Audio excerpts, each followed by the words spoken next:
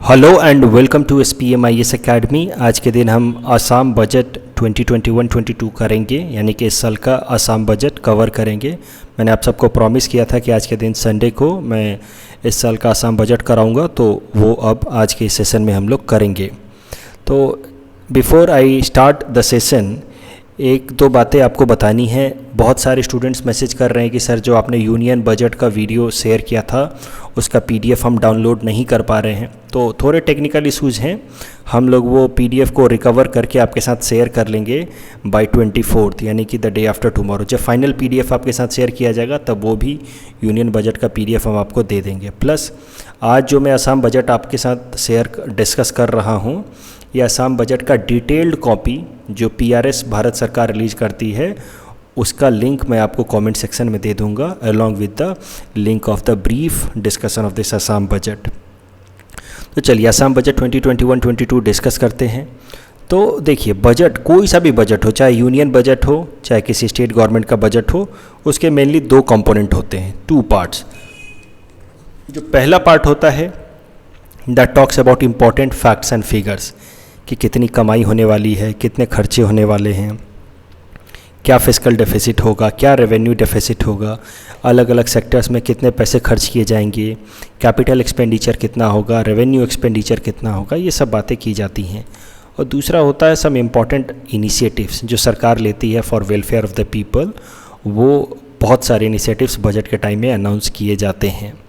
तो ये दोनों ही कंपोनेंट आज के सेशन में हम कवर करेंगे रिगार्डिंग आसाम बजट ऑफ 2021-22। तो सबसे पहले इंपॉर्टेंट फिगर्स देखते हैं।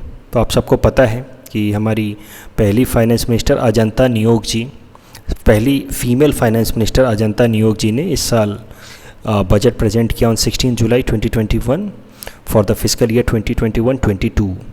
एक बात जो आपको ध्यान रखनी है कि जो पिछला फिस्कल ईयर था 2020-21 का, वो पूरी तरह से इम्पैक्टेड रहा ड्यू टू कोविड-19, और यही कारण है कि जो इस साल का बजट रखा गया है, budget estimate of the year 2021-22, उसके लिए बेस ईयर लिया गया है the fiscal year 2019-20। Base year मतलब हर चीज़ जो बताई जाएगी कि कितना % एक्सपेंडिचर बढ़ाया गया, कितना % रेवेन्यू बढ़ा, उसके लिए बेस ईयर पिछला साल ना लेकर के पिछले से पिछला साल लिया जाएगा। क्योंकि पिछला साल तो एक एबरेशन था, वो कोविड के कारण उसके जो फैक्ट्स एंड फिगर्स थे वो बहुत बिगड़ गए थे, और इसी कारण से जो base year for indicating the percentage increase or percentage decrease in different sectors, for that the base year will be 2019-20, not 2020-21। अब एक एक करके इम्पॉर्टेंट डाटा देखना शुरू करते हैं of the actual budget of year 2019-20। I hope आप ये बात तो सब समझते ही होंगे, ये बेसिक इकोनॉमिक्स है कि जब भी बजट रखे जाते हैं तो 3 साल के फिगर्स रखे जाते हैं। जो अपकमिंग ईयर है उसके लिए प्रपोज्ड या एस्टीमेट बजट दिया जाता है, जो करंट ईयर है उसके लिए रिवाइज्ड बजट दिया जाता है, और जो प्रीसीडिंग ईयर है उसके लिए एक्चुअल बजट दिया जाता है, यानी कि एक्चुअल में उसमें कितने पैसे खर्च हुए, कितनी कमाई हुई। तो इस साल जब बजट रखा गया 2021-22 में, तो उसके लिए जो प्रीसीडिंग ईयर था वो था 2019-20, ये ईयर ख़त्म हो चुका था। करंट ईयर था 2020-21 और अपकमिंग ईयर है 2021-22। तो जो प्रीसीडिंग ईयर है 2019-20, उसका एक्चुअल बजट रखा गया, मतलब एक्चुअल फिगर्स रखे गए। तो एक एक करके पहले एक्चुअल बजट देखते हैं फॉर द प्रीसीडिंग ईयर 2019-20। तो आसाम की gross state domestic product GSDP at constant price, और कांस्टेंट प्राइस के लिए बेस ईयर लिया गया है 2011-12। तो आसाम की GSDP at constant price grew at 6.3% in the year 2019-20 with respect to year 2018-19। तो हमारा स्टेट का ग्रोथ रेट रहा 6.3%। अगर पर कैपिटा GSDP की बात की जाए इन द ईयर 2019-20, तो दैट वाज ₹72,129।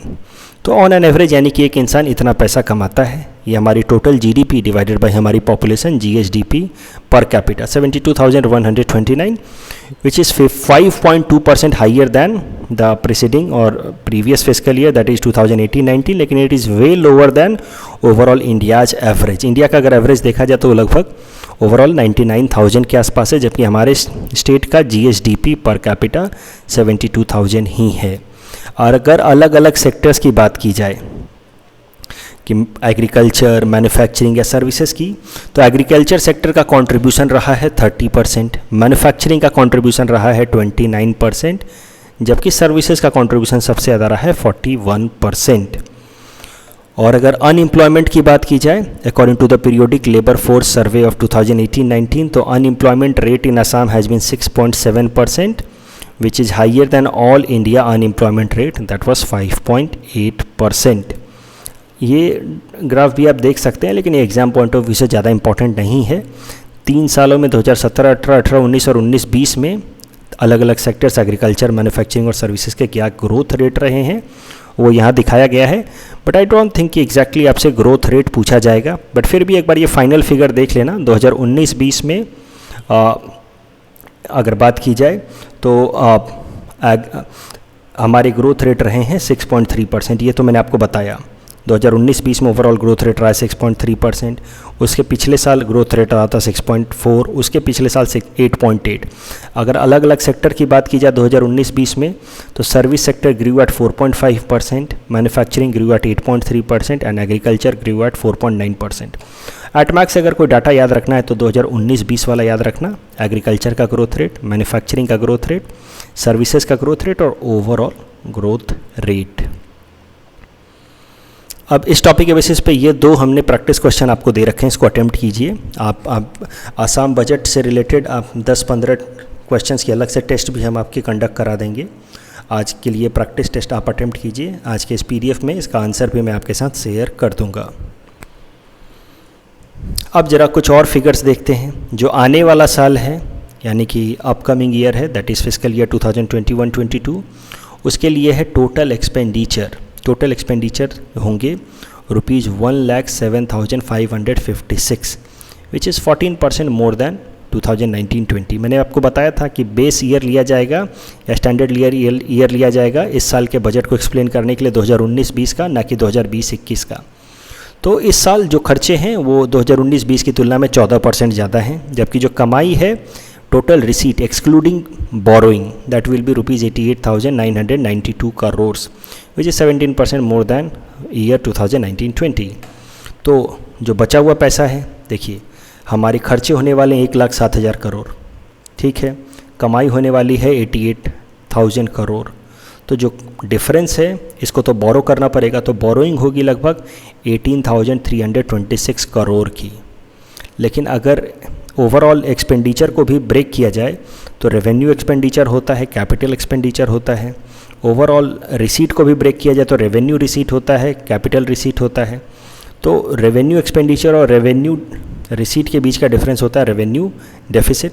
तो रेवेन्यू की अगर बात की जाए तो we will have a revenue surplus of ₹4,574 crore, that is 1.21% of our state GDP। इसका मतलब ये है कि रेवेन्यू पार्ट पे हमारी सरकार जितना कमाएगी उससे कम खर्च करेगी, so we have revenue surplus. लेकिन अगर ओवरऑल बात की जाए तो we have a fiscal deficit of 3.99% of Assam से GSDP। यानी कि अगर ओवरऑल बात की जाए ऑफ कोर्स तो जितना हमारी कमाई है 88,000 करोड़, उससे ज़्यादा हम खर्च कर रहे हैं, that is why we are having overall fiscal deficit of 3.99%।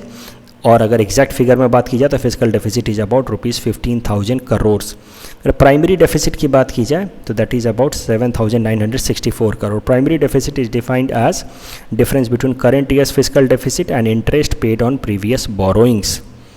उसके अलावा अगर पिछले साल की फिजिकल डेफिसिट की बात की जाए, पिछले साल का फिजिकल डेफिसिट 2020-21, आपको मैंने बताया कि जो करेंट ईयर होता है उसके बजट का रिवाइज्ड बजट दिया जाता है कि भाई हमने प्रपोज इतना किया था लेकिन एक्चुअली में खर्चे कम हो गए या बढ़ गए। तो ऑफकोर्स कोरोना के कारण खर्चे बहुत बढ़ गए थे, इसीलिए जब बजट 2020-21 का रखा गया था तो proposed physical deficit was only 2.3%, क्योंकि उस टाइम में किसी ने सोचा नहीं था कोरोना इतना खतरनाक रूप ले लेगा। तो proposed physical deficit for physical year 2020-21 was only 2.3%, लेकिन ये बढ़ करके physical deficit for the physical year 2020-21 बढ़ करके हो गया 8.05%। तो ये हैं कुछ सालों के फिजिकल डेफिसिट। 2019-20 का एग्जैक्ट फिजिकल डेफिसिट 4.2%, 2020-21 8.05 मैंने बताया था, उसको राउंड फिगर में कर दिया है 8.1%। 2021-22 का फिजिकल डेफिसिट मैंने तो आपको बताया 3.99%, लेकिन उसको राउंड फिगर करके यहाँ पे 4% लिखा है। अगले साल का भी प्रपोज किया है असम सरकार ने कि 2022-23 में फिजिकल डेफिसिट रहेगा 3.2% और 2023-24 में फिजिकल डेफिसिट रहेगा 3%। उसके अलावा अगर ओवरऑल आउटस्टैंडिंग डेट की बात की जाए, कितना डेट है हमारे ऊपर ओवरऑल, हर साल जो हम लोन लेते हैं असम सरकार, वो हमारे ऊपर डेट की तरह काउंट होता है।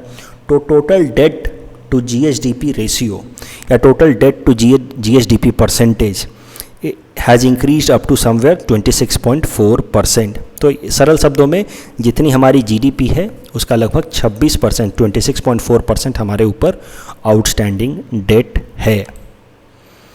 तो अभी तक के इस कॉन्सेप्ट्स पे और पॉइंट्स पे मैंने ये प्रैक्टिस क्वेश्चन आपको दे रखा है। प्लीज़ अटेम्प्ट दिस क्वेश्चन, इसके बेसिस पे आपकी और क्लैरिटी आएगी और फिर आप आगे बढ़ सकते हैं। उसके अलावा अगर अब एक्सपेंडिचर की बात की जाए तो एक्सपेंडिचर तो मैंने आपको ऑलरेडी बताया है कि हमारे खर्चे होंगे 1,07,556 crore, 1,07,556 crore. If we see the breakup of those expenditure कि how this 1,07,556 crore is to be done, तो you will find कि capital expenditure is hardly 23,000 crore, जबकि revenue expenditure will be 84,000 crores। तो कहीं ना कहीं revenue expenditure is more than three times of the capital expenditure. Capital expenditure is hardly 23,000 crore, जबकि revenue expenditure is 84,000 crore. 3 गुना से भी ज़्यादा हम revenue expenditure कर रहे हैं as compared to our capital expenditure। ये बात ध्यान रखनी है आपको। अगर ओवरऑल रिसीट की बात की जाए, कमाई की बात की जाए, तो किन किन सोर्सेज से हमारी कमाई होने वाली है असम सरकार की, तो असम सरकार के खुद के tax sources, states own tax sources, इससे आप हमारी कमाई होने वाली है लगभग 21,178, 21,178 crore.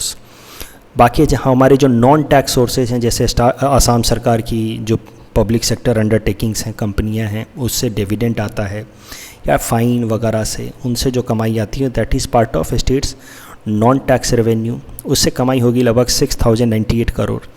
Share in the central taxes, आपको पता है कि फाइनेंस कमीशन के रिकमेंडेशन पे central government certain % of its taxes share करती है स्टेट्स के साथ।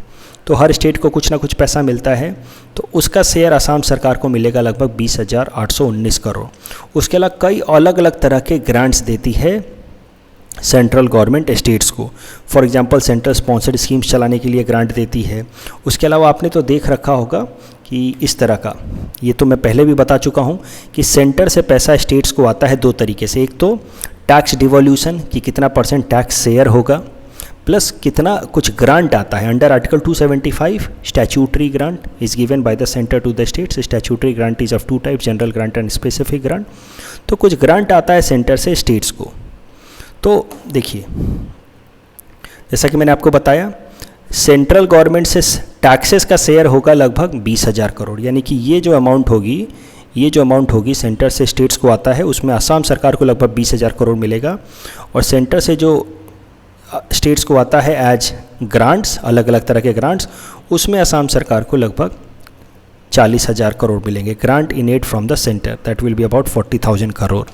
तो मुद्दा बस ये है कि अलग अलग तरह के सोर्सेज में सबसे बड़ा जो सोर्स है इनकम का असम सरकार का, वो है grant in aid from the centre. इसको भी आप देखें तो इस इमेज को तो आप समझ जाएंगे। देखिए, स्टेट का अपना टैक्स रेवेन्यू लगभग 21,000 करोड़, ये मैंने आपको दिखाया 21,000 करोड़, राइट। स्टेट का अपना टैक्स रेवेन्यू 21,000 करोड़। स्टेट का non tax revenue 6,998 crore.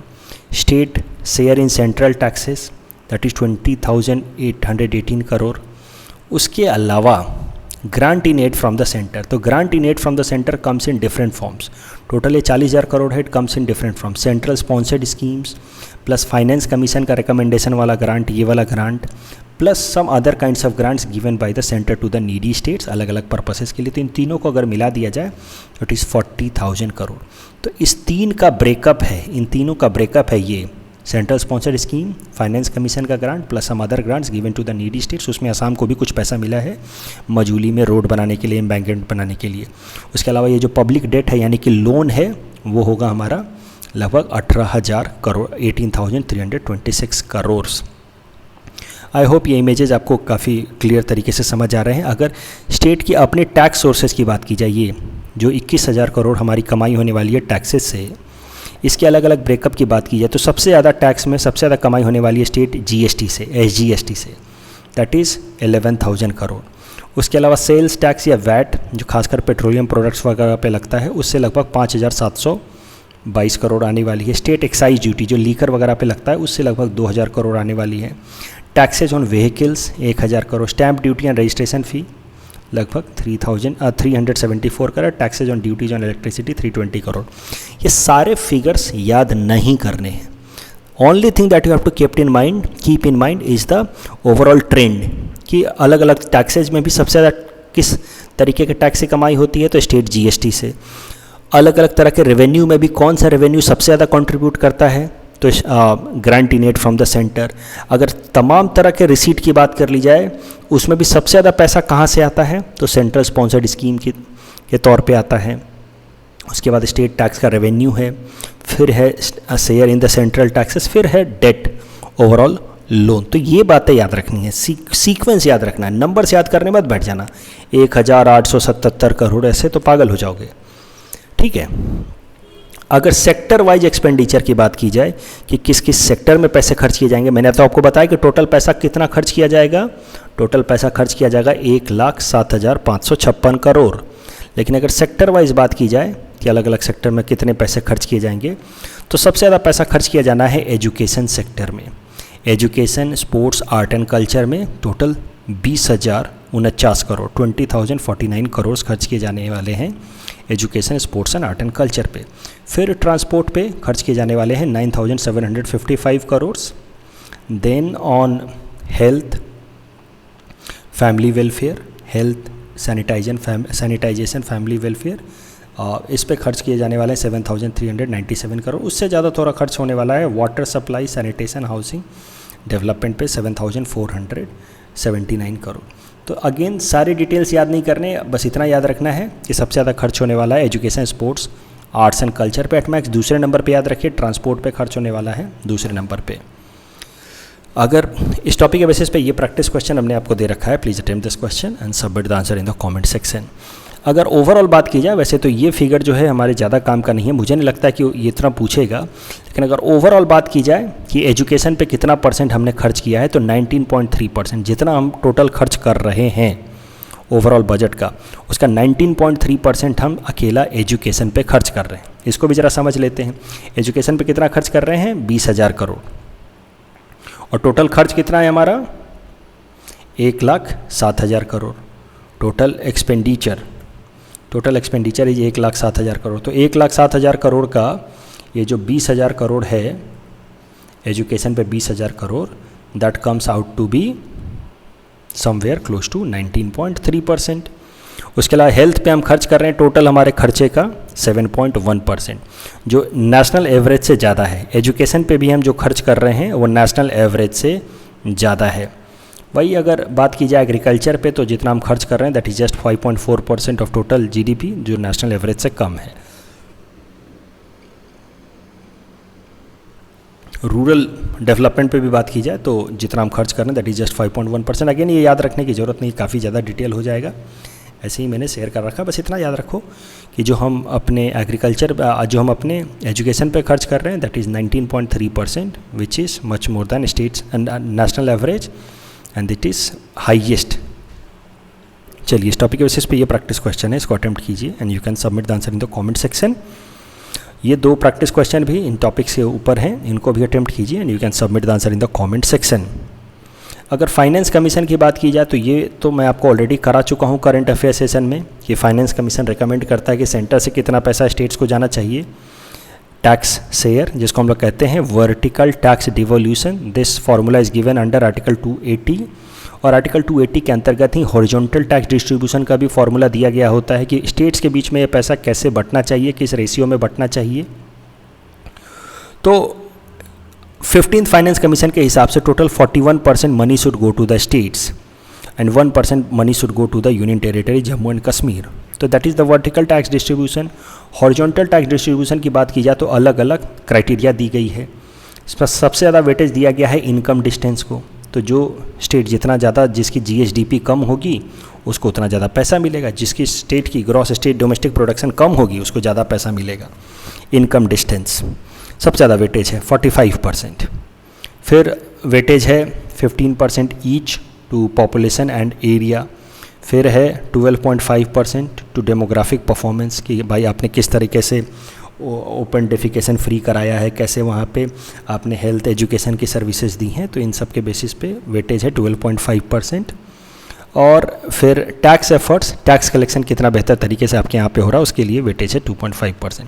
Again सब याद नहीं रखना है, याद रखना है सबसे ज़्यादा वेटेज इनकम डिस्टेंस को, सबसे कम वेटेज टैक्स एफर्ट्स को।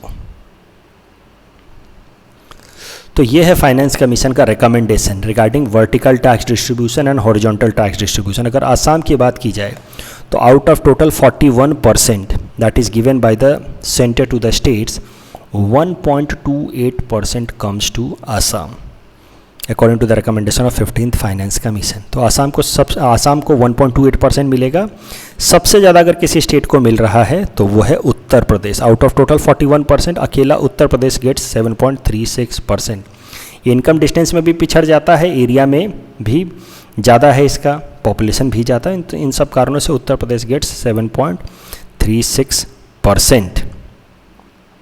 और लोएस्ट की बात की जाए तो I think Sikkim gets the lowest along with Goa.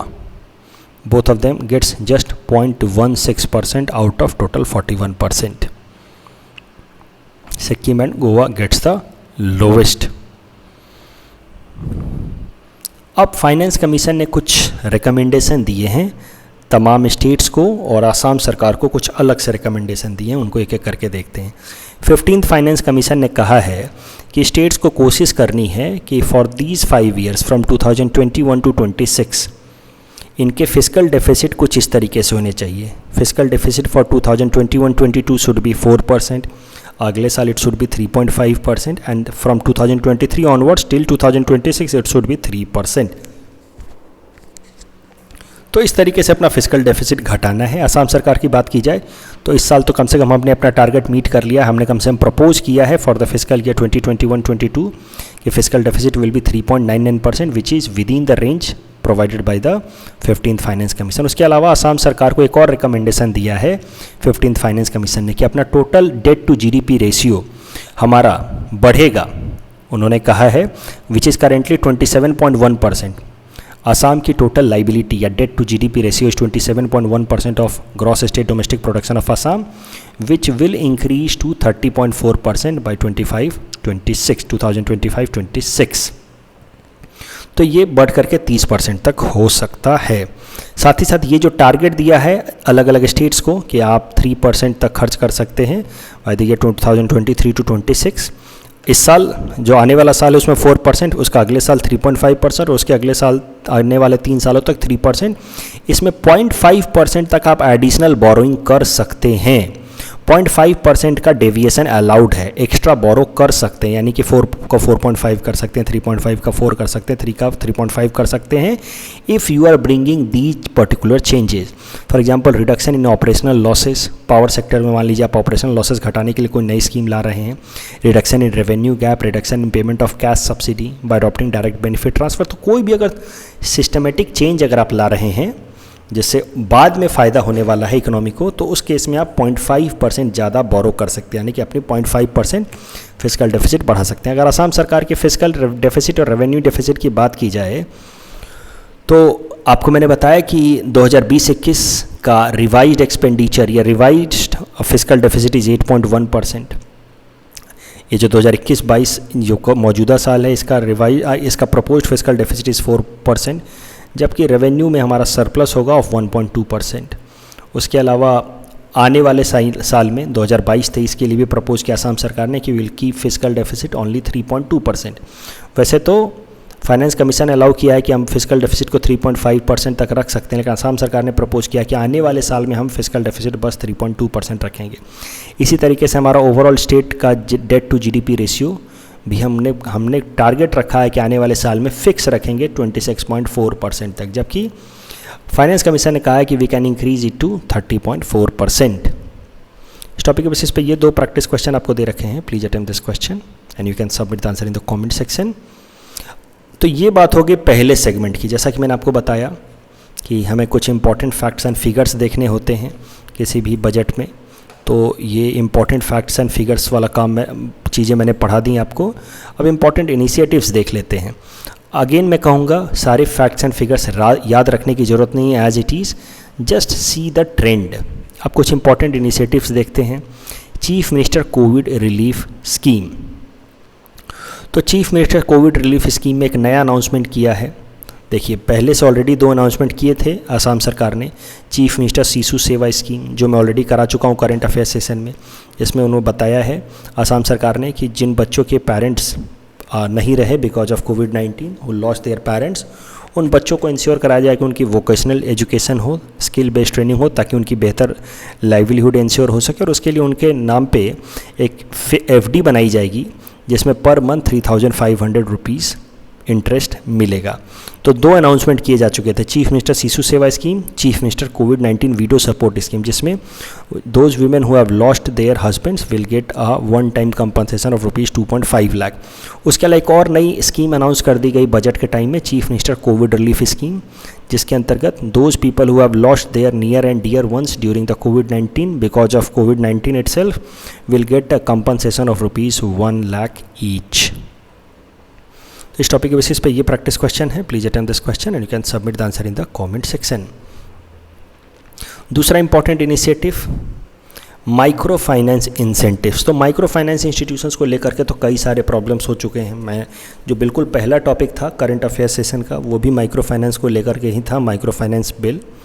तो माइक्रो फाइनेंस को लेकर के एक इम्पॉर्टेंट इनिशिएटिव लिया गया है इन द बजट इटसेल्फ। इसका नाम दिया गया है Assam micro finance incentive relief scheme 2021। Total 7,500 crore रुपए इसके लिए खर्च किए जाएंगे। और इसमें कैसा है कि जिन लोगों ने भी माइक्रो फाइनेंस इंस्टीट्यूशन से लोन ले रखा है उनको 3 कैटेगरी में बांटा जाएगा। वो लोग जो अपना लोन टाइमली चुका रहे हैं, इंटरेस्ट टाइमली चुका रहे हैं, उनको वन टाइम 25,000 रुपये का मॉनेटरी असिस्टेंस दिया जाएगा, इनकरेज करने के लिए कि फ्यूचर में भी वो अपना लोन टाइमली चुकाते रहें। वो लोग जो 1 to 89 डेज़ तक के बीच में जिनका लोन अमाउंट पे इंटरेस्ट उन्होंने नहीं चुकाया, आपको पता है कि 90 दिनों तक अगर आप इंटरेस्ट ना चुकाएं अपने लोन पे तो वो NPA बन जाता है। 90 दिनों से पहले वो स्पेशल मेंशन अकाउंट में चला जाता है। तो आपका इंटरेस्ट अगर आपने 1 दिन से लेकर के 89 डेज तक नहीं चुकाया, मतलब NPA नहीं बना है लेकिन स्पेशल मेंशन अकाउंट बन गया है, उस केस में भी सरकार आपको 25,000 रुपये देगी, प्लस आपका जो ओवर ड्यू है, जो अभी तक का ड्यू अमाउंट है वो क्लियर कर देगी, वो पे कर देगी। वो लोग जिनका लोन NPA बन चुका है, पूरी तरह से स्ट्रेस्ड एसेट बन चुका है, उनका लोन पूरी तरह से सरकार माफ़ करवा देगी, पूरी तरह से माफ़ करवा देगी। लेकिन ये जो तीसरे कैटेगरी के लोग हैं जिनका लोन पूरी तरह से सरकार माफ़ करवाएगी, उसके लिए इन लोगों को स्पेशल रिक्वेस्ट करना होगा असम सरकार को, और केस बाय केस असम सरकार स्टडी करेगी कि क्या ये जेन्युइन केस है और उसके बाद अप्रूव करेगी। इसमें टोटल 7,500 करोड़ रुपए तो असम सरकार खर्च करेगी, प्लस 4,000 करोड़ रुपए का loss in micro finance institutions को भी उठाना होगा अंडर फेयर प्रैक्टिसेस कोड। फिर है एंगेजमेंट ऑफ अनएम्प्लॉयड यूथ्स। तो recruitment of 1 lakh educated youth in the state government state sector job, ये तो आपको पता ही है, 1 लाख नई नौकरियों का, सरकारी नौकरियों का वादा किया असम सरकार ने। तो इसके लिए एक नया कानून लाया जाएगा, ये अनाउंसमेंट किया गया in the budget. Orunodoi scheme which is initiative for women empowerment in which direct benefit transfer is done to the women account of each family. इसमें मॉनेटरी मंथली कंपनसेशन को बढ़ा करके 1,000 रुपये कर दिया गया है पर family, which was earlier ₹830 per family. Assam Mala project, Assam Mala project में ₹5,556 crore will be spent for developing road infrastructure. Total 250 kilometre roads will be developed. इसमें फाइनेंशियल असिस्टेंस लिया जाएगा from Asia Infrastructure Investment Bank and from Asian development Bank. तो जो roads नए नए बनाए जा रहे हैं वो दो कैटेगरी के डाले गए हैं। Assam secondary road network improvement project, Assam secondary road network improvement project ASRIP, इसका पैसा आएगा एशिया इंफ्रास्ट्रक्चर इन्वेस्टमेंट बैंक से और इसकी लेंथ होगी 250 किलोमीटर। दूसरा कंपोनेंट है Assam rural road network improvement project, इसमें टोटल 313 किलोमीटर रोड बनाए जाएंगे। इसका मॉनेटरी एड आएगा फ्रॉम एशियन डेवलपमेंट बैंक। फिर अगली इनिशिएटिव है सोनाली बिखित औखम। Under this 1000 model anganwadi centers will be created with overall sum of rupees 13.5 crores. Each center will be constructed at a cost of rupees 25 lakhs. Flood free Assam, keeping the government vision of making Assam flood free, the government has announced of 1000 km of embankment cum roads that will be built along Baraka and Brahmaputra river. स्वनिर्भर नारी scheme मैं तो करा ही चुका हूँ newspaper current affair session में भी, जब national handloom day कराया था। असम सरकार ने कहा है कि हमारे यहाँ की जो वीमेन वेवर्स हैं उनको ट्रेन किया जाएगा ताकि वो और बेहतर प्रोडक्ट बना पाएँ, प्लस उनके प्रोडक्ट्स को डायरेक्टली आर्टफेड और AGMC खरीदेंगे ताकि और मार्केट में बेचेंगे ताकि उनको बेहतर से बेहतर इनकम जनरेट हो सके वीमेन हैंडलूम वीवर्स को। फोकस किया जा रहा है कि इसमें कम से कम 1,23,000 वीमेन बेनिफिशियरीज़ को फ़ायदा मिले। उनके लिए ई-कॉमर्स पोर्टल बनाया जाएगा जहां पे वो अपने प्रोडक्ट्स बेच सकती हैं। अफोर्डेबल न्यूट्रिशन नॉरिशमेंट असिस्टेंस अन्न योजना and अनिश्चितो असोनी, people left out of National Food Security Act in the urban areas like destitute, homeless who live by begging, or those who are of unsound mind living in the slum areas on the roadside will be provided free cooked meals with help of reputed NGOs under this Anna Yojana. Tap drinking water connection in tea garden labour lines, तो जो tea garden areas हैं वहाँ पे functional house hold tap connection दिया जाएगा ताकि directly उनके T से उनके जो टैप से ही डायरेक्टली ड्रिंकिंग वाटर आ सके। This scheme will cover about 805 tea gardens across Assam with in a year. Agriculture sector को रिवाइव करने के लिए एक नया एग्रीकल्चर कमीशन बनाया जाएगा जिसमें किसी एक इंटरनेशनल रेपुटेशन वाले साइंटिस्ट को जिसका हेड बनाया जाएगा। यह भी अनाउंसमेंट किया असम सरकार ने। Garukhuti project, under this project the focus will be to provide livelihood options to the indigenous youth living in that area, encompassing not only modern agriculture practices but also scientific animal rearing practices. One such experiment was Garu Khuti under Sipajhar block in Darang district that was successful. उसके बाद इसको पूरे आसाम भर में implement करने की बात की गई है in this particular budget. Sunil Biplab scheme encourage the community based fishing culture by constructing village community tanks in all revenue villages of Assam.